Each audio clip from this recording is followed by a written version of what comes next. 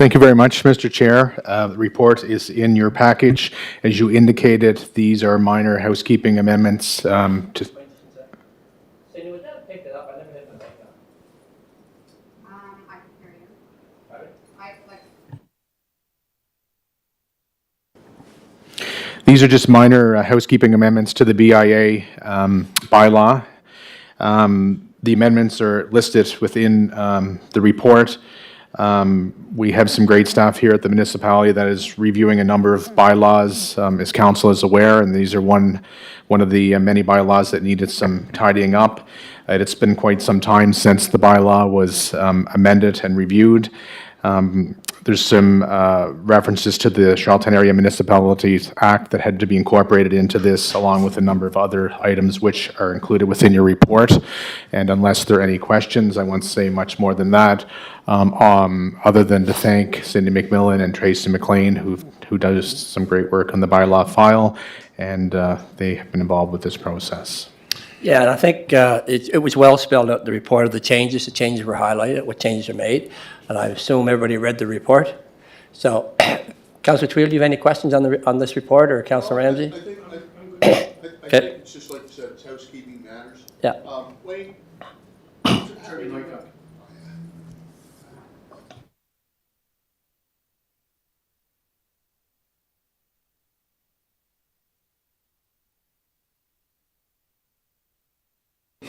Okay, great. How do you project this over the next 5 to 10 years if you look at this particular bylaw and improvements that, or enhancements that could be made? Is it just, an annual thing, we just assess it and evaluate it on an annual basis? Or do you look at any type of projections over a 5 or 10-year period with the growth and development of, the city and this particular program in and of itself? Through the chair to Councillor Tweel, thank you for your question, Councillor. Essentially, as I indicated, it's been some time since this particular bylaw was updated, so I think that's important that we continue to have an ongoing process with respect to reviewing our bylaws on a regular basis. It's also equally important to have feedback and input from those who are impacted by this bylaw. So we've had communication with the BIA directly. And the bylaw also, I would say, presents itself in a way that if there was another district within Charlottetown who are looking to create a BIA, there's been some other interest in the past. This also allows for an on-ramp with respect to those conversations. Okay, Councillor Ramsey, are you done? You, Councillor Ramsey, you're good? Housekeeping, Your worship, you're good? Mr. Chair, I'm good. Just put me on there, Cindy. Okay. Mr. Chair, Wayne and I attended, I think Mike was there, at the annual meeting for DCI. And the executive director talked about, I believe, correct me if I'm wrong, that we should look at expanding the BIA. Like they did look at it a couple of years ago, the Midtown, that's between Euston and Kirkwood Drive. And then if you talk to Mike Casty, they're looking at the Uptown, and that Uptown is Belvedere North. And, I think we have an opportunity here, and I don't think we can expand this BIA. Is that? Yeah, I think, Your Worship, this is just updating this. Oh, I know. I mean, that's another conversation. Oh, no, for- I know, yeah. but I'm just asking that, this is always being worked on, this is a living document. I'm just wondering if there's a possibility if we could, look at that discussion about creating a Midtown, Uptown BIA, or one BIA for the whole city, but I think we have different needs and concerns for each area. I just wanted to just get his response, and then I have another question related to something else.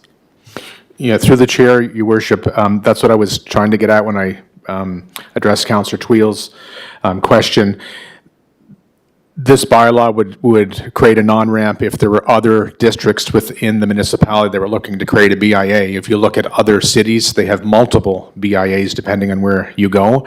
Downtown Charlottetown Inc. has done amazing work for the boundary that we have in the downtown core here. But as you indicated, there could be the possibility of a midtown and/or an uptown.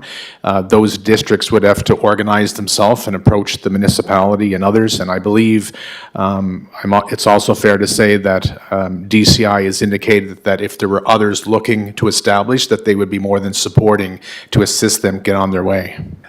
So I just want to put that to you, that maybe we should look at that after we do these amendments, have a discussion with DCI and see if we want to go forward, or Yeah, I think Stay that the door's course. always been open, Your Worship, and I mean, like I said, this is just the housekeeping Yeah. items for this particular BIA. I think any of our policies can be changed at any time, and I mean, if that's a conversation that some want to have, Yeah. then we can have that when the time comes.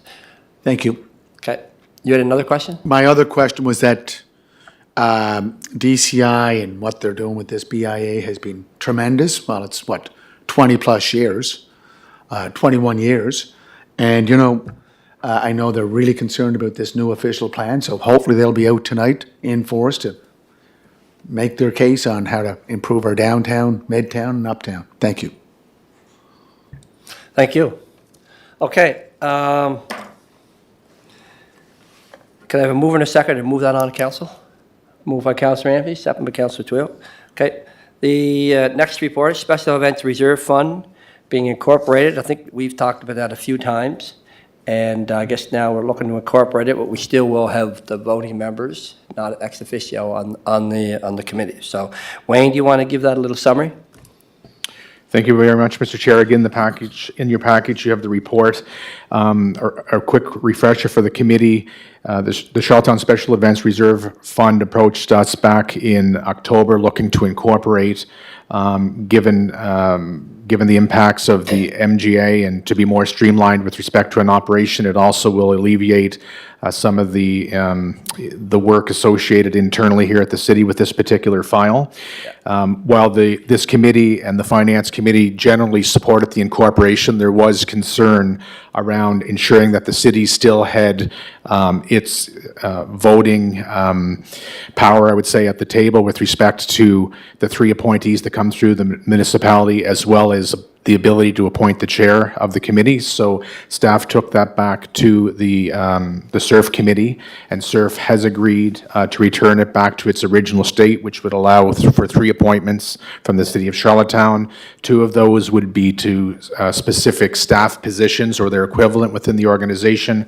The third would be a representative external of the city corporation, but has to be involved with the tourism industry.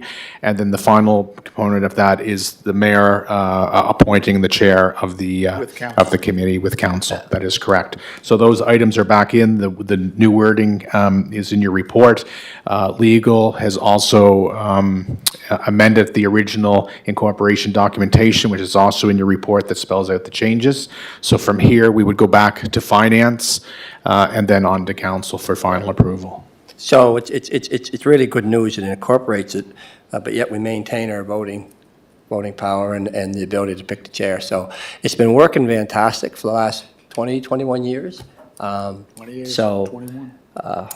hopefully we get another 20 to 21 years out of it, just as good, if not better. But any questions, Councillor Twill or Councillor Ramsey? Just on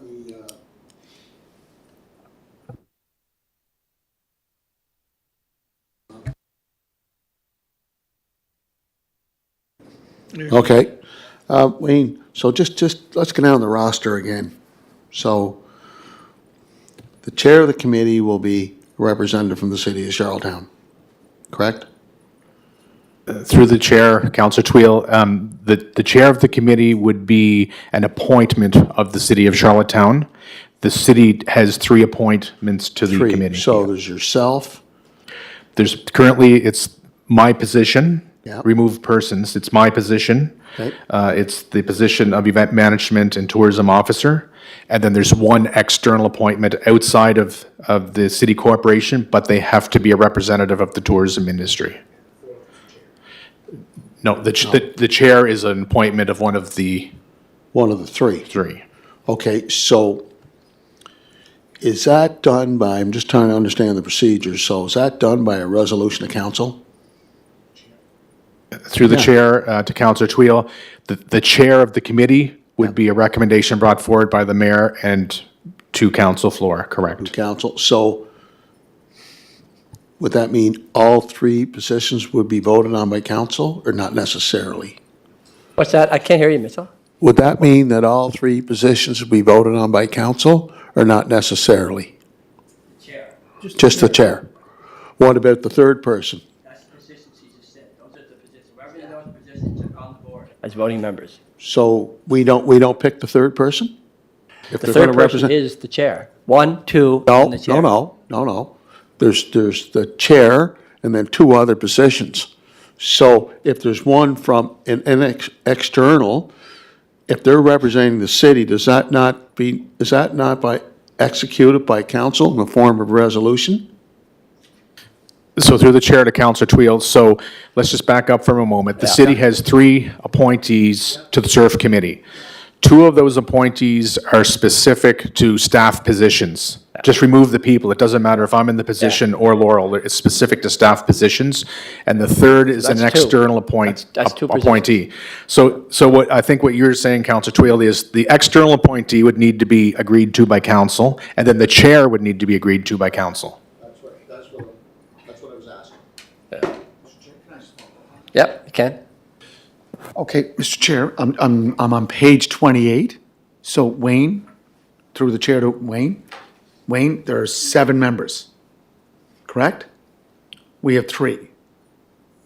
Okay, so that's where I'm getting confused. So 3, 1, 2, chair, where are the other 2?